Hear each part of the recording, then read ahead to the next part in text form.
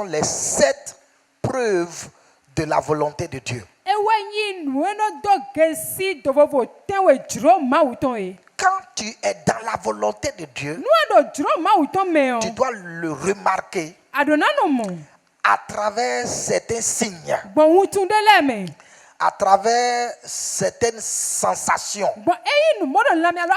à travers certaines convictions. Donc il y a des signes, il y a des évidences, il y a des preuves qui montrent qu'on n'est pas en erreur, qui nous montrent qu'on n'a pas mal fait le choix, qui nous montrent qu'on ne s'est pas mal orienté. Amen. Et ceci fera que nous deviendrons des chrétiens libres de faire des choix, parce que nous sommes déjà aiguisés, nous sommes déjà enseignés par la parole. Amen. Alors, la première preuve d'être dans la volonté de Dieu est la paix du cœur. La première preuve d'être dans la volonté de Dieu est la paix du cœur. La Bible nous présente Dieu comme étant un Dieu de paix. Lorsque Dieu est avec toi, dans une décision, il manifestera la paix avec toi. Même dans un trouble, au sein d'un trouble, tu auras la paix. Parce que tu es dans sa volonté. Donc, la volonté de Dieu n'exonore pas des crises. Non. Tu peux être dans la volonté de Dieu et faire face aux crises, faire face aux problèmes. Mais ce qui va te rassurer d'être dans la volonté de Dieu, c'est la paix. La présence de Dieu apporte la paix. La présence de Dieu apporte la paix. Ce n'est pas la paix avec les hommes. Jésus dit, alors je vous donne ma paix. Je ne vous la donne pas selon le monde. La paix de Dieu, c'est la paix du cœur. C'est-à-dire que tu es en paix dans ce que tu fais. Même si ça ne marchait pas pour le moment, tu sens une paix dedans. Même si c'est un peu dur, tu sens une paix dedans.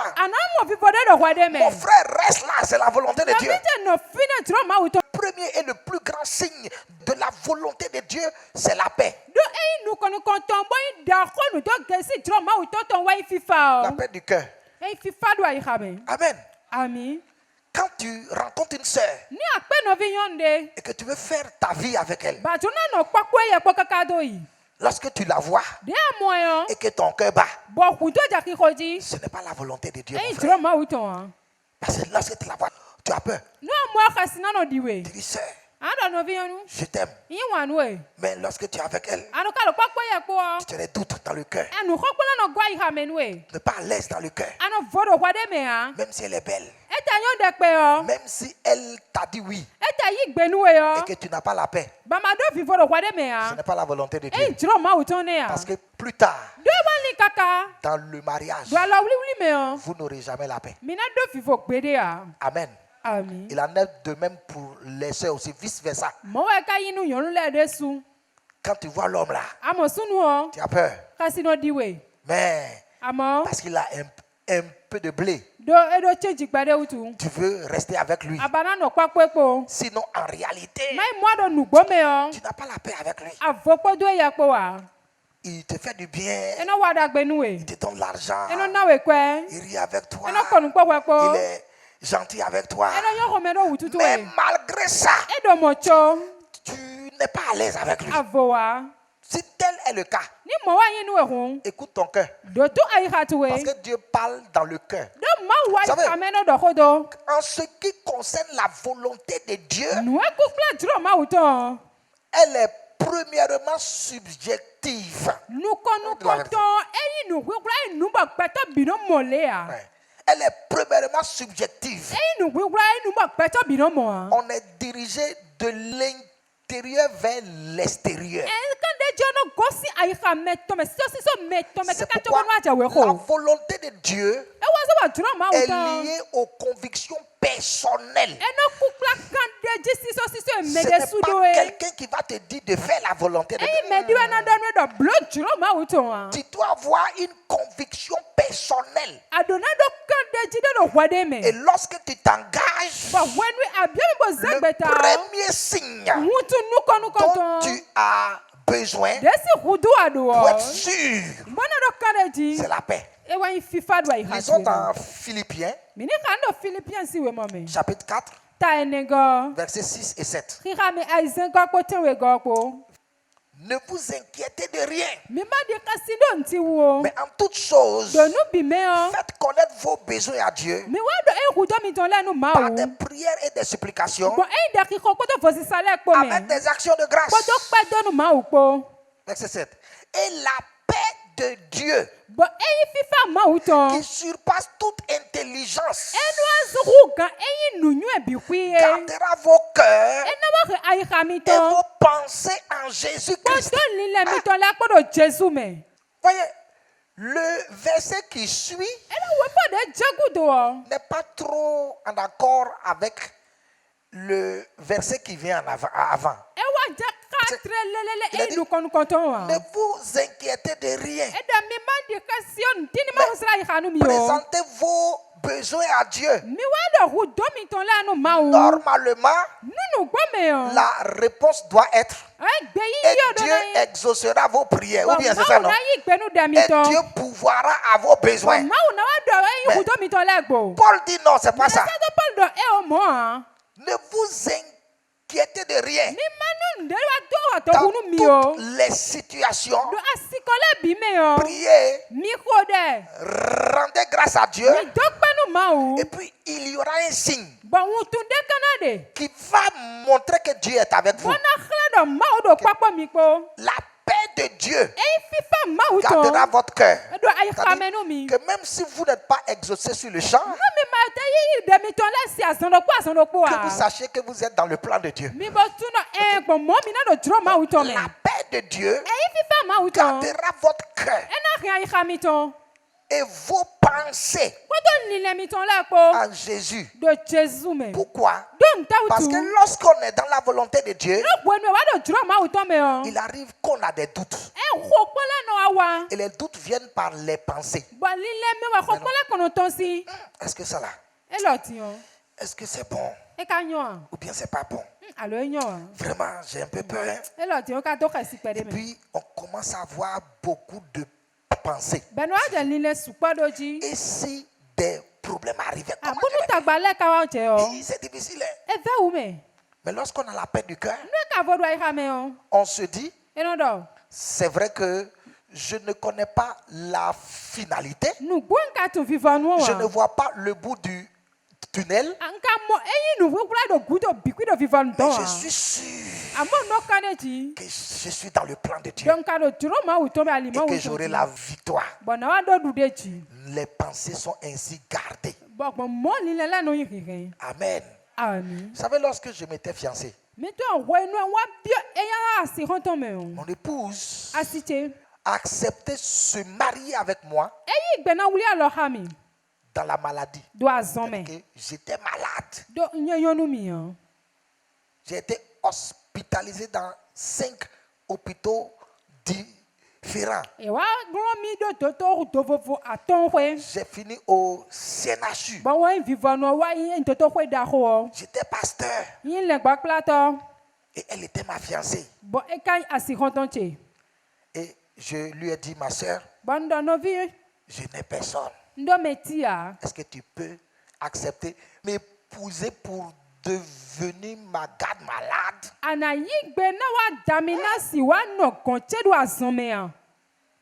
Amen. Amen. Les gens ont commencé à lui parler. Est-ce que ça là c'est la volonté de Dieu? Parce que tu trouves un homme Et puis c'est maladie. Vraiment. C'est pas Dieu. Des pasteurs lui ont parlé. Ça là, ce n'est pas Dieu.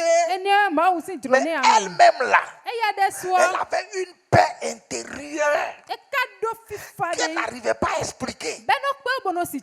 Comment avec cet homme-là, qui très tôt souffre et n'a personne, mais j'ai la paix avec lui et j'ai la conviction de Dieu, et puis comme toute attente, elle accepte le mariage. Elle fait le mariage avec moi dans la maladie pour devenir ma femme.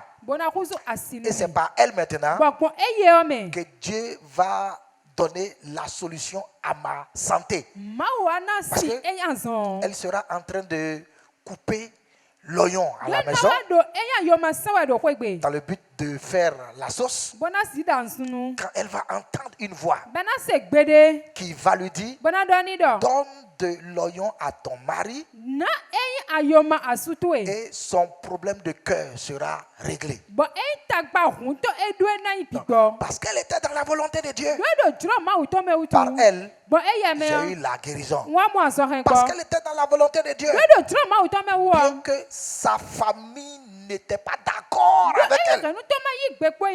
Mais ils ont dit: ok, comme c'est ton choix, nous t'accompagnons là-dedans. Mais il est pauvre, hein, ce monsieur-là. Et puis il est malade. Elle dit: je suis convaincu. Et Dieu a commencé à changer les choses. Et on a avancé dans la vie. Et quand on est arrivé au bout du tunnel, tout a changé. Et Dieu l'a élevé aujourd'hui. C'est ça la volonté de Dieu. Ouais, non. C'est ça la volonté de Dieu. La conviction. Est-ce que tu es sûr de ce que tu es en train de faire? As-tu la paix dans ce que tu fais? As-tu la paix dans ton entreprise, l'entreprise que tu as initiée là? Est-ce que tu as la paix là-dedans? L'homme à qui tu as dit oui là, est-ce que tu as la paix dedans? La paix dans le cœur. La sœur là, est-ce que tu as la paix avec elle? Le choix que tu as eu à faire, est-ce que tu as la paix dans le choix?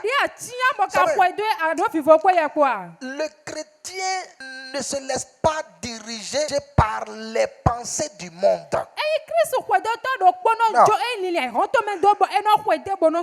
Le monde considère certains facteurs avant de faire des choix.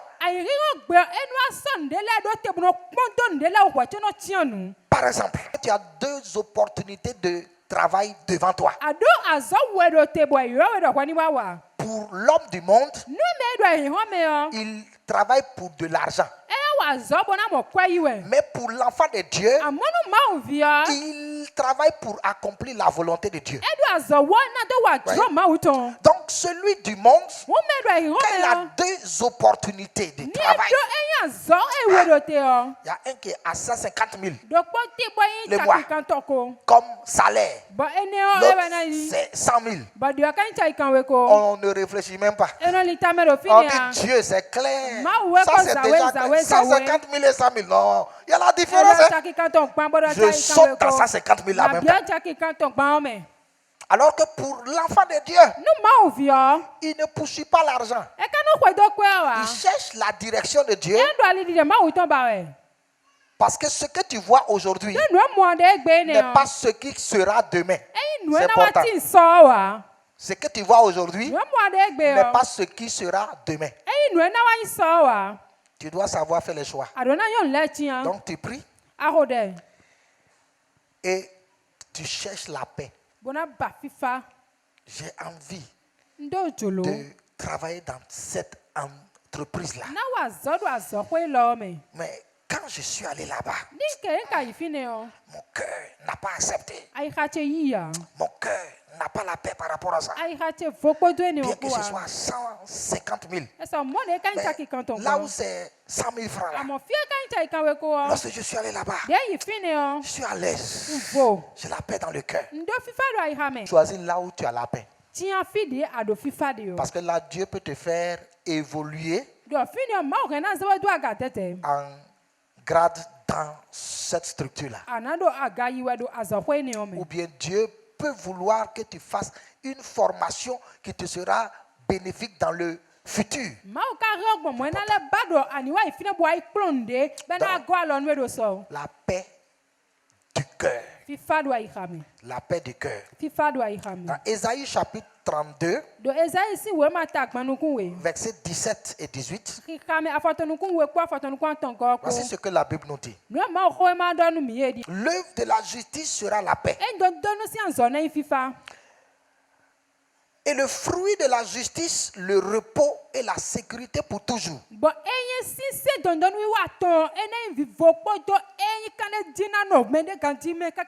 Verset 18. Mon peuple demeurera dans le séjour de la paix. Dans des habitations sûres. Dans des asiles tranquilles. Toute œuvre de Dieu est une œuvre de justice. Parce que tout ce que Dieu fait est droit. Tout ce que Dieu fait est juste. Tout ce que Dieu fait est bon. Et donc lorsque tu es dans la volonté de Dieu, tu es dans sa justice. Et la Bible dit l'œuvre de la justice sera la paix. Donc, lorsque tu es dans l'œuvre de Dieu, lorsque tu es dans le plan de Dieu, lorsque tu es dans la volonté de Dieu, c'est la paix qui suit automatiquement dans ton cœur. La paix dans ton cœur. Et là où il y a la paix, il y a le repos intérieur. Vous savez, qu'est-ce que le repos intérieur?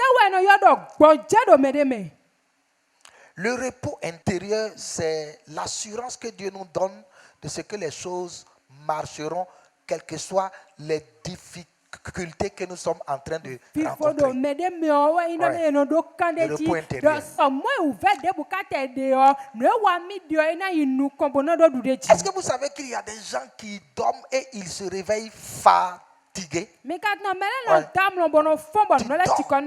Tu dors. Et lorsque tu te lèves là, tu es fatigué.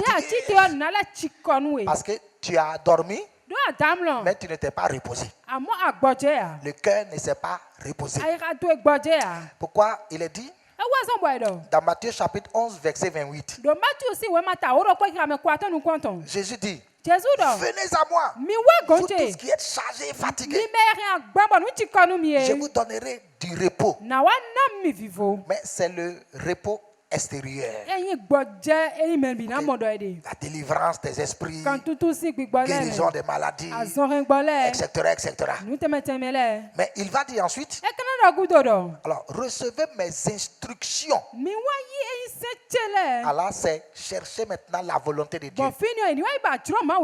Prenez mon joug, c'est-à-dire se soumettre à Dieu. Et dit, alors vous trouverez le repos pour vos âmes, le repos de l'âme.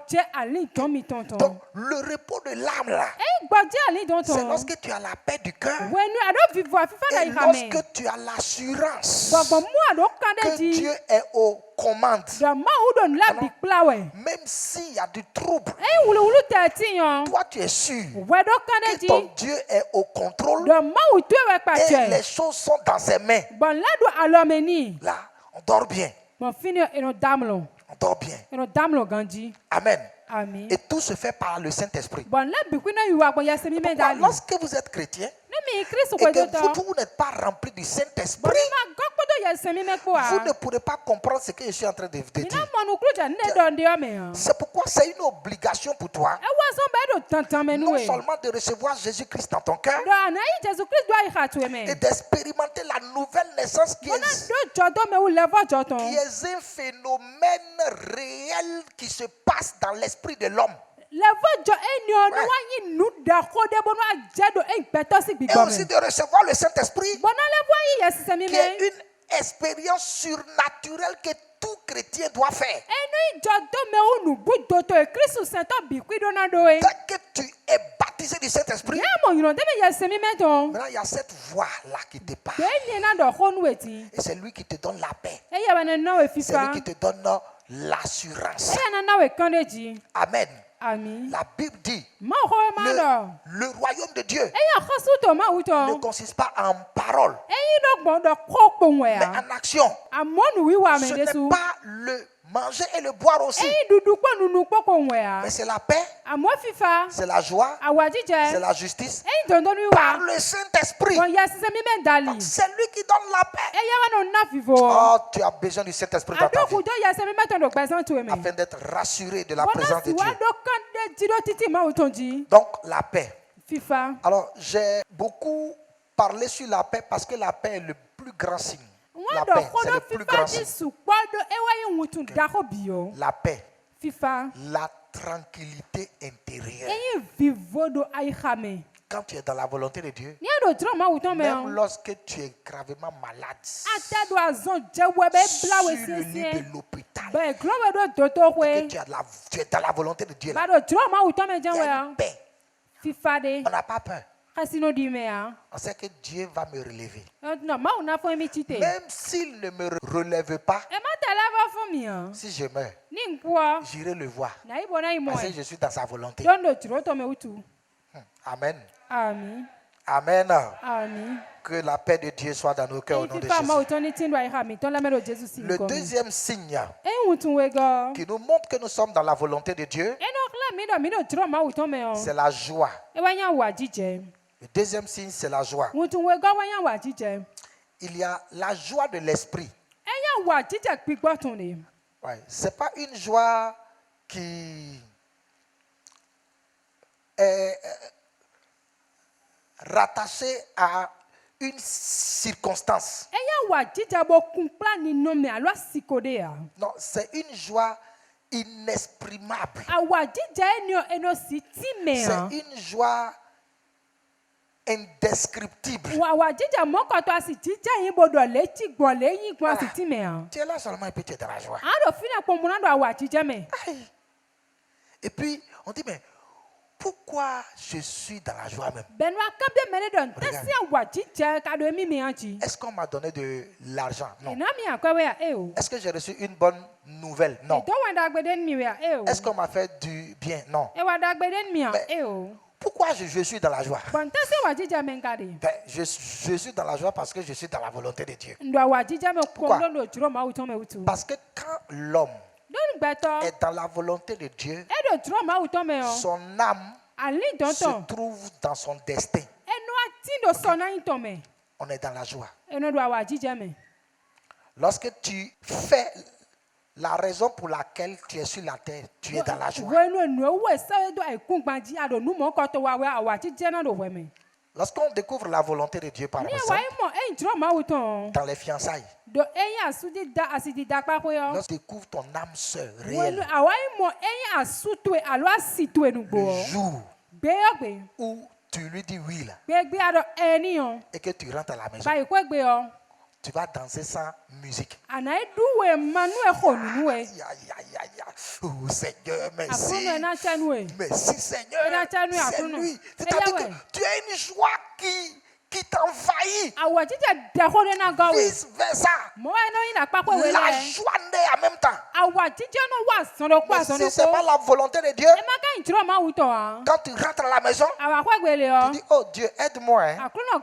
Parce que ça là, je crois que c'est ta volonté. Tu n'as pas la joie, mais tu as les doutes dans le cœur. Tu as les doutes dans le cœur. Ok, on va lire dans quelques versets. Dans Psaume chapitre 51, verset 12. Alors, il est dit, rends-moi la joie de ton salut Et qu'un esprit de bonne volonté me soutienne. Ok, lorsque tu n'es pas dans la volonté de Dieu, tu perds la joie. Parce que David ici n'était pas dans la volonté de Dieu. Il a pris la femme d'un autre et il a tué le mari. Et la paix qui était dans son cœur, la joie qu'il avait, est partie.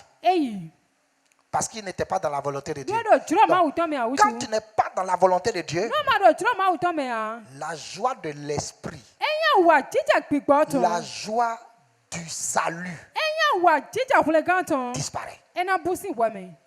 Donc, on est guidé par rapport à ces éléments-là. C'est important. Quand tu te lèves et que tu es triste, cherche, Seigneur, est-ce que je suis dans ta volonté? Qu'est-ce que je suis en train de faire? Qu'est-ce que j'ai mal fait? Pourquoi suis-je triste, Seigneur? Normalement, je devrais être dans la joie. Il y a deux sortes de joie. Il y a la joie qui est liée aux circonstances. Et il y a la joie de l'esprit qui est au fond de soi, au fond. Lorsque cette joie-là est en vous, votre cœur chante. Ouais.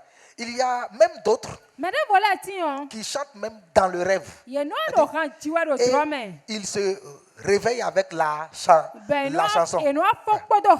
Ça, c'est l'âme, ça. Okay. Ton âme est dans la joie. Ton âme est dans la joie. Même dans le sommeil, ton âme est dans la joie. Ouais. On se chante le monde entier en témoignage et puis on se lève avec ça. Et puis toute la journée, même si on ne remue pas les lèvres, le cœur chante seulement.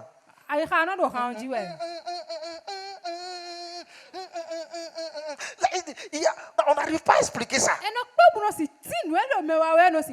C'est que tu es dans la volonté de Dieu.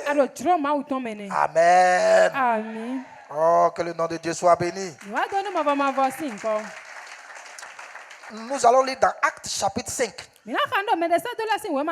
versets 41 et 42. Les apôtres se retirèrent devant le Sanhédrin, joyeux d'avoir été jugés dignes de subir des outrages pour le nom de Jésus-Christ. Et chaque jour dans le temple et dans les maisons, ils ne cessaient d'enseigner et d'annoncer la bonne nouvelle de Jésus-Christ. On a arrêté les apôtres, on les a insultés, on les a frappés, on les a flagellés. Et vous savez que dans la loi juive, c'est 60 coups moins 1. Ça fait 59. De fouet. Donc, les apôtres, on a dressé leur dos. On a fouetté. Et on leur a dit jamais ne parlez plus de Jésus. Et la Bible dit quand ils ont quitté le Sanhédrin, les chefs religieux juifs qu'on appelle le Sanhédrin, ils étaient remplis de joie. Ouais. Donc, lorsque tu es dans la volonté de Dieu, tu auras la joie. Même dans l'opposition, tu as la joie. C'est ça. C'est pourquoi cette joie-là, c'est une joie de l'âme. C'est une joie qui est liée à l'âme. Même dans l'adversité, tu es en joie. Même dans les pleurs, il y a une joie là-bas au fond. Ça veut dire que tu es dans la volonté de Dieu. Donc les apôtres, ils étaient dans la joie et ça ne les a pas empêché de continuer à faire l'œuvre de Dieu. Parce qu'ils étaient dans sa volonté. Oh, alléluia. Nous finissons avec 1 Thessaloniciens chapitre 5. Verset 16.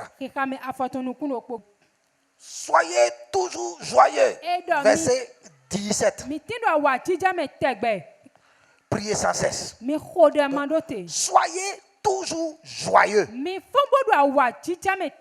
Lorsque tu es dans la volonté de Dieu, tu seras toujours joyeux. Les chrétiens qui sont toujours sur la mine, sur les nerfs, là, ils ne sont pas dans la volonté de Dieu. Tous ceux qui sont dans la volonté de Dieu, ils ont la joie. Mais dans certaines maisons, c'est la guerre. Je n'aime pas ça. On crie de gauche à droite, on est nerveux. C'est que tu n'es pas dans la volonté de Dieu. C'est pourquoi en toi il y a la nervosité. Tu n'as pas bonne mine. Parce que ton cœur n'est pas joyeux. J'ai pris que la volonté de Dieu vienne dans ta vie au nom de Jésus. Le troisième signe.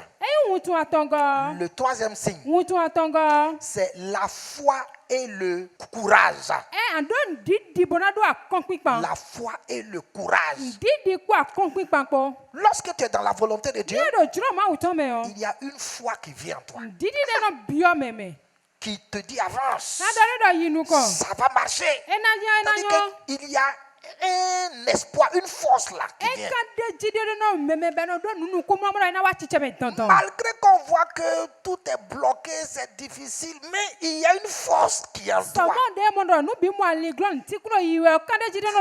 qui est comme le carburant dans ton moteur, qui dit lève-toi, ne baisse pas les bras, avance, ça va marcher. Même si les gens te décourageaient. Et mon frère, c'est ça là. Non, ça ne va pas marcher. Toi, tu as une foi ferme. Quand tu es dans la volonté de Dieu, Dieu suscite dans ton cœur la foi. Oh, la foi, c'est l'assurance des choses qu'on espère. Les choses ne sont pas encore arrivées, mais on est sûr que elles arriveront.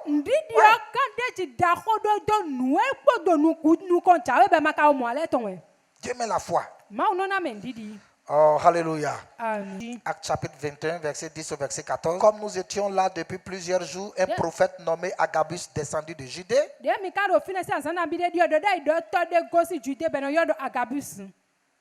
Le verset 11. Et vint nous trouver, il prit la ceinture de Paul, se lia les pieds et les mains et dit, voici ce que déclare le Saint-Esprit. L'homme à qui appartient cette ceinture, les Juifs le livreront de la même manière à Jérusalem et ils le livreront dans les mains des païens. Ensuite, quand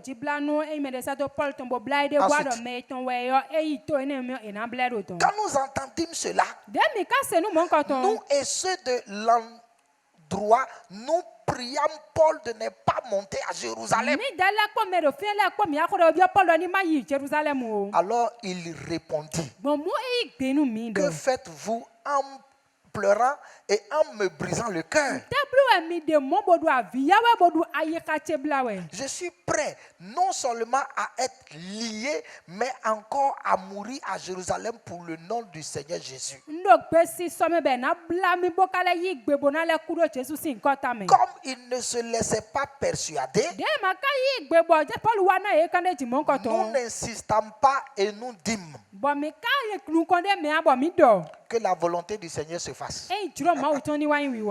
Alléluia. Amen. Un prophète n'arrête pas quelqu'un qui est dans la volonté de Dieu.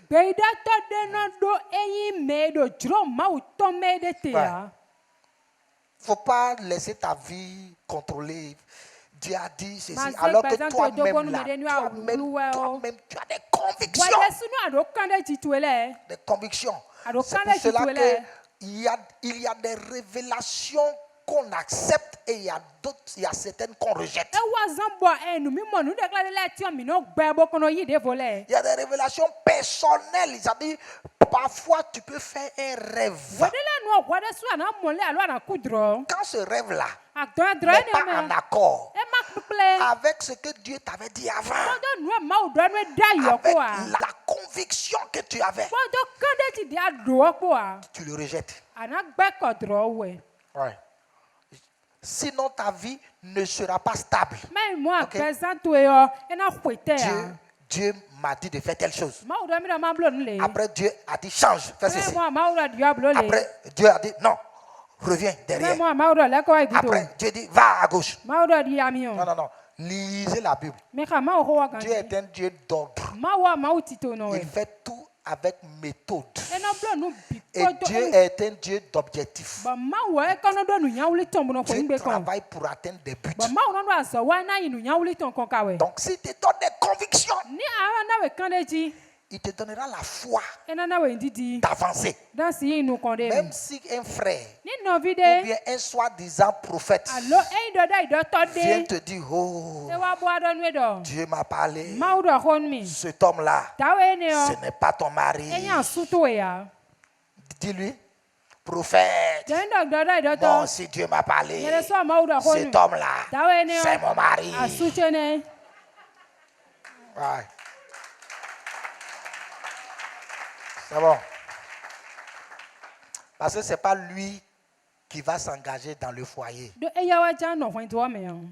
pas lui. Il y a un prophète qui a brisé un couple comme ça. Ouais.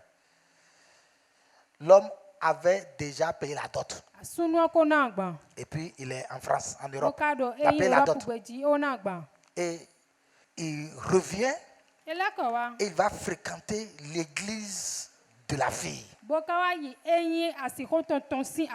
Et c'est un prophète qui est à la tête de l'église. Il vient dire, toi, viens ici. Viens. Je suis en train de voir qu'il y a une femme dans ta vie. Cette femme-là, ce n'est pas la volonté de Dieu pour toi.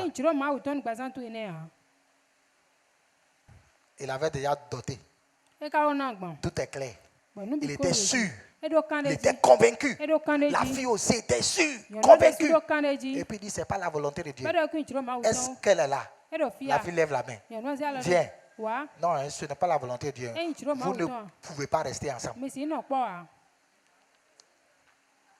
La dot est restée comme ça. L'homme a dit, hé, ma soeur, je ne te marie plus.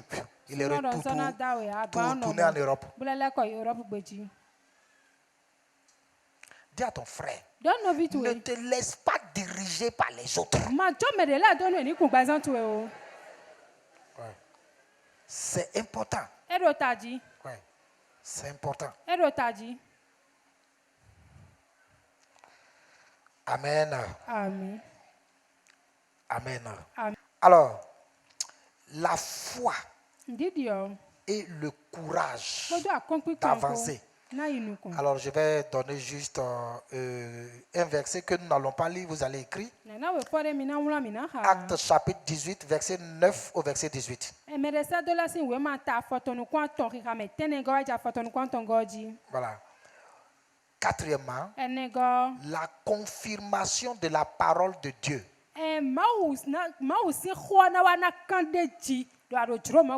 La confirmation de la parole de Dieu. Ça, c'est le quatrième point. Ok. Amen. Amen. Voilà, donc la confirmation de la parole de Dieu. Vous savez, quand vous êtes dans la volonté de Dieu, ce que vous êtes en train de faire doit être en accord avec la parole de Dieu. Si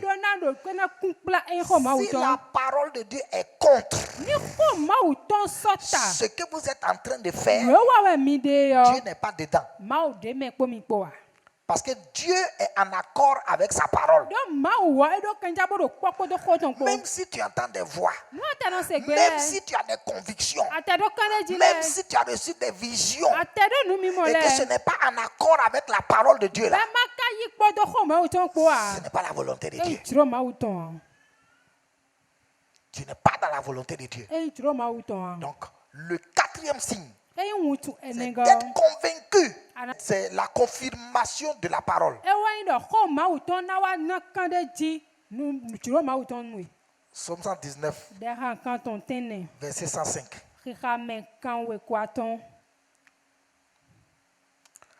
Il a dit, ta parole est une lampe à mes pieds et une lumière sur mon sentier. Ta parole est une lampe à mes pieds. Parce que je suis en train de marcher, si je suis dans la volonté de Dieu, ta parole va m'éclairer par rapport à ça. Si ce n'est pas la volonté de Dieu, je le saurai aussi. Donc ta parole éclaire mon sentier, c'est-à-dire ma voix, mon comportement, mes actes. Donc, les actes que je pose, ce que je suis en train de faire là, la parole de Dieu vient éclairer ça pour me montrer si je suis dans la volonté de Dieu ou pas. Donc un signe qui nous confirme que nous sommes dans la volonté de Dieu ou pas. Cinquième signe d'être dans la volonté de Dieu, c'est le témoignage des frères spirituels ou des responsables spirituels. Leur témoignage compte beaucoup. C'est-à-dire que Dieu utilise les responsables spirituels de l'Église pour confirmer ce qu'il est en train de faire dans votre vie.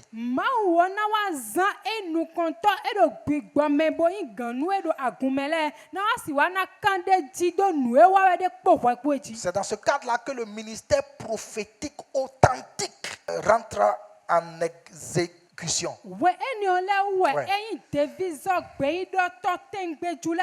Lorsqu'un vrai prophète ou bien un vrai homme de Dieu vient et qu'il vous parle de la part de Dieu, c'est souvent en accord avec ce que Dieu vous avait dit. C'est en accord avec ce que Dieu vous avait dit. Ça ne va jamais contre. Ouais. À moins que vous n'êtes pas enfant de Dieu et que vous n'avez jamais écouté la parole de Dieu ou la voix de Dieu.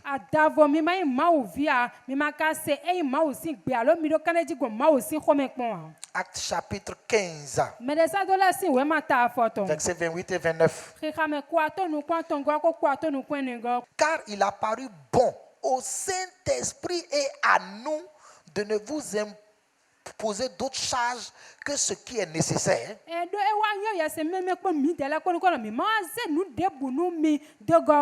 Savoir de vous abstenir des viandes sacrifiées aux idoles, du sang des animaux étouffés et de l'impudicité, choses contre lesquelles vous vous trouverez bien de vous tenir en garde à Dieu.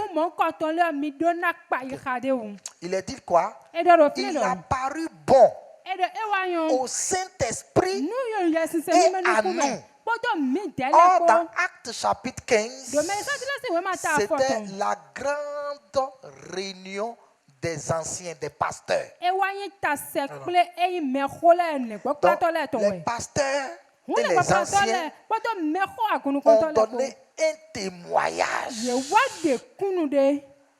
au Saint-Esprit. C'est-à-dire que le Saint-Esprit avait parlé dans le cœur d'autres pièces qui allaient rendre ministère, et les anciens ont donné leur appui à ça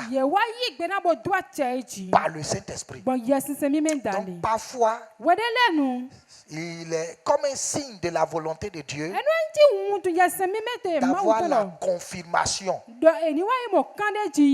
père d'un ancien, d'un homme spirituel responsable, ou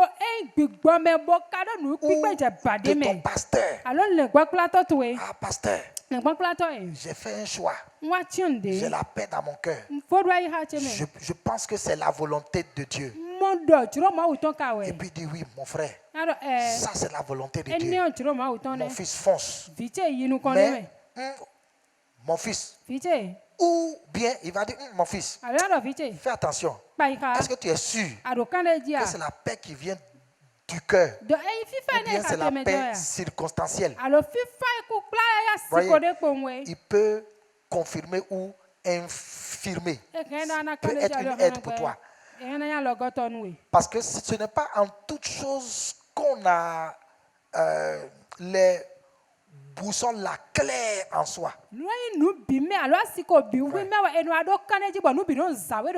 Parfois, on n'a pas une grande paix. On n'a pas une grande joie. On n'a pas une grande foi. Et donc, on se dit, est-ce qu'on est réellement dans la volonté de Dieu? Et là, on doit consulter la parole de Dieu pour voir. Et ensuite, on voit les anciens pour nous aider à confirmer la volonté de Dieu. Vous pouvez lire aussi Actes chapitre 13, verset 2 au verset 3. Vous allez lire ça à la maison. Donc l'apôtre Paul avait un appel, mais ça a été confirmé par les anciens.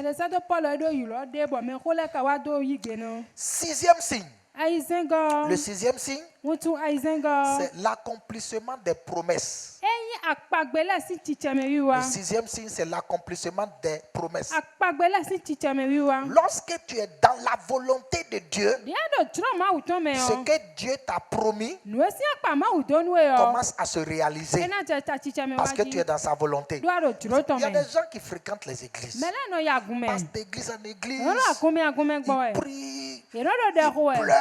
Et même là, ils ne sont pas dans la volonté de Dieu. Donc, ça fait que les promesses de Dieu ne s'accomplissent pas dans leur vie. Ils pensent que c'est la prière du pasteur. Non, le pasteur, quand il prie pour toi, parce que tu cherches la volonté de Dieu, Dieu exauce. C'est important. Et nous avons dit ici que Dieu considère le cœur plus que toute chose.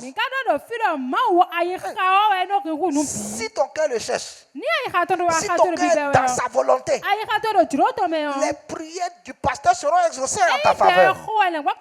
Et tes propres prières aussi seront exaucées. C'est vrai que Dieu n'exauce pas toutes les prières.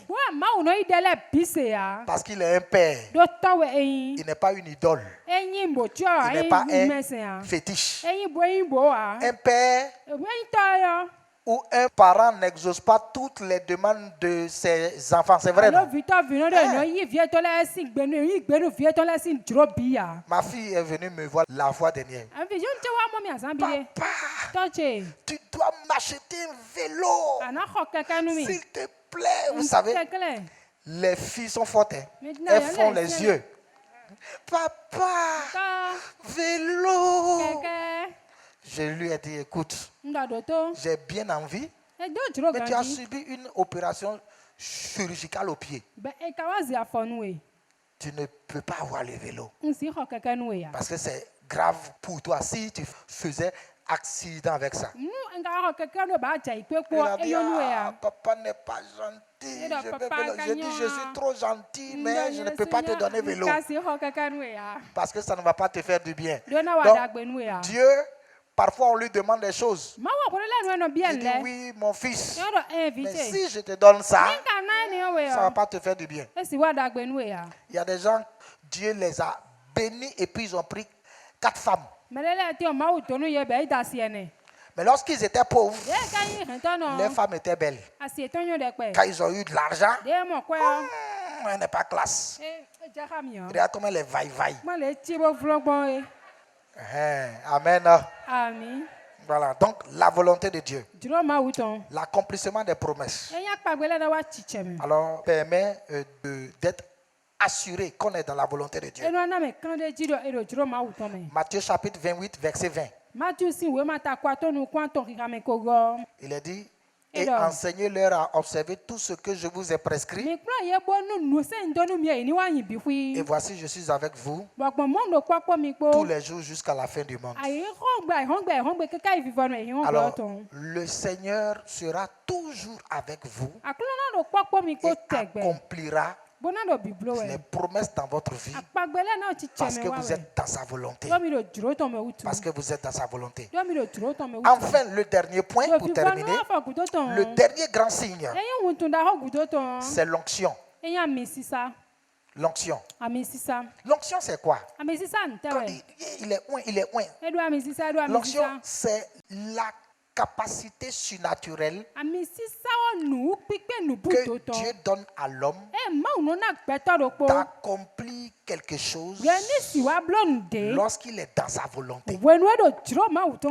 Par exemple, tu commences une entreprise qui est de la volonté de Dieu. Dieu va te donner l'onction pour ça. Maintenant, l'onction a 7 branches. Je ne peux pas vous expliquer tout ça. Il y a une branche qui est la sagesse. Donc, quand tu es dans la volonté de Dieu, là, tu auras des idées facilement pour les choses. Voilà. Et les idées qui te viendront sont surnaturelles. Tu auras beaucoup d'inspiration dans ce que tu fais. C'est surnaturel, ça vient de l'esprit. C'est ça l'onction. L'onction a aussi une autre branche. C'est l'intelligence. Oui. Lorsque tu es dans la volonté de Dieu, Dieu te donnera l'intelligence dans ce que tu es en train de faire. Et tu comprendras facilement les choses pour les faire, pour avancer. Même si tu n'avais pas une formation pointue dans ce domaine-là. Parce que l'onction est surnaturelle. Je prends par exemple le responsable du département de l'audiovisuel. Il n'a aucune formation dans ce domaine. Jamais formé. Ouais. Mais il est mieux que ceux-là qui ont fait ISMA. Il y a des professeurs en audiovisuel qui sont arrivés ici dans le but de nous aider. Mais quand ils ont vu ce qu'il est en train de faire, ils ont demandé à faire un stage auprès de lui.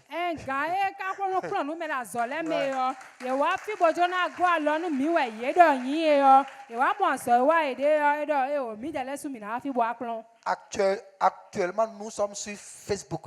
En direct. Ouais, on nous suit. En direct sur Facebook.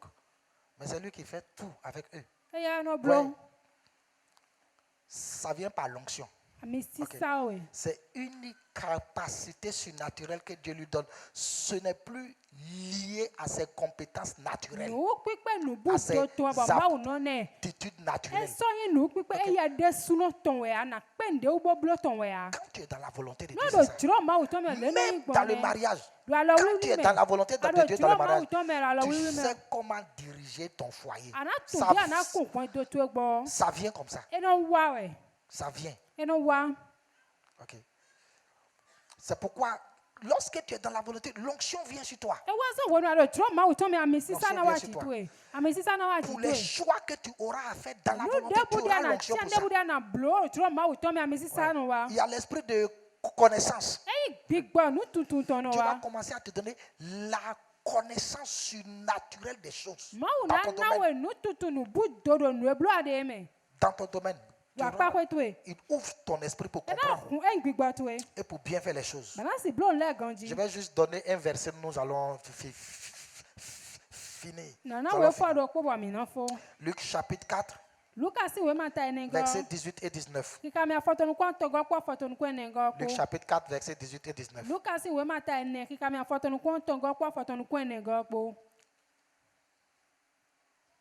l'Esprit du Seigneur est sur moi. Parce qu'il m'a oint pour annoncer la bonne nouvelle. Ouais. Alors, Jésus est venu accomplir la volonté de Dieu sur la terre. Et Dieu l'a oint pour annoncer la bonne nouvelle. Donc, pour faire son travail, parce qu'il est dans la volonté de Dieu, il est oint pour ça. Maintenant, il avait une facilité d'annoncer la bonne nouvelle aux gens. Facilité, ça vient comme ça. Ça vient. Et il parlait en parabole. Ça lui vient, ça lui vient, ça lui vient. Il explique les choses, ça lui vient. Vraiment, il est fort, hein? Parce qu'il est dans la volonté de Dieu.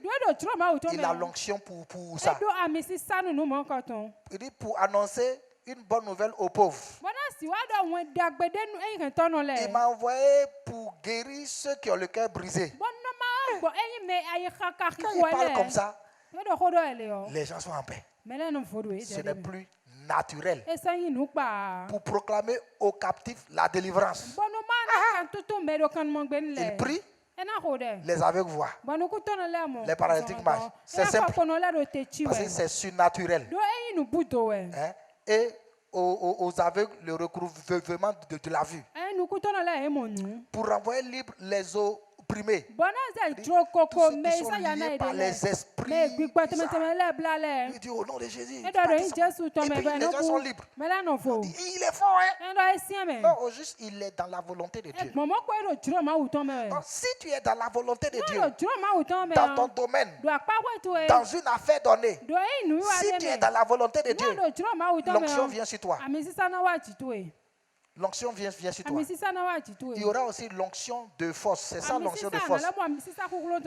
Si tu es dans la volonté de Dieu et que Satan se lève sur toi, il y a l'onction de force qui va se manifester.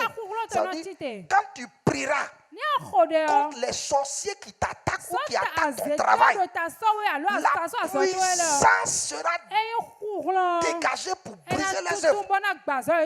Parce que tu es dans la volonté de Dieu. Donc l'onction de force va se manifester. C'est simple. Ça, c'est un grand signe d'être dans la volonté de Dieu. Je prie que le Seigneur nous aide à découvrir, à être rassurés de la volonté de Dieu, afin d'avancer dans cette volonté pour aller de victoire en victoire. Au nom puissant de Jésus-Christ de Nazareth. Amen. Que le Seigneur bénisse sa parole. Wow. Voilà, donc aujourd'hui nous sommes à la fin de notre enseignement sur la volonté de Dieu. Merci à chacun de vous. Merci à ceux qui nous ont suivis de près ou de loin. Que la volonté de Dieu soit faite dans la vie de chacun de nous. Au nom de Jésus-Christ. Amen.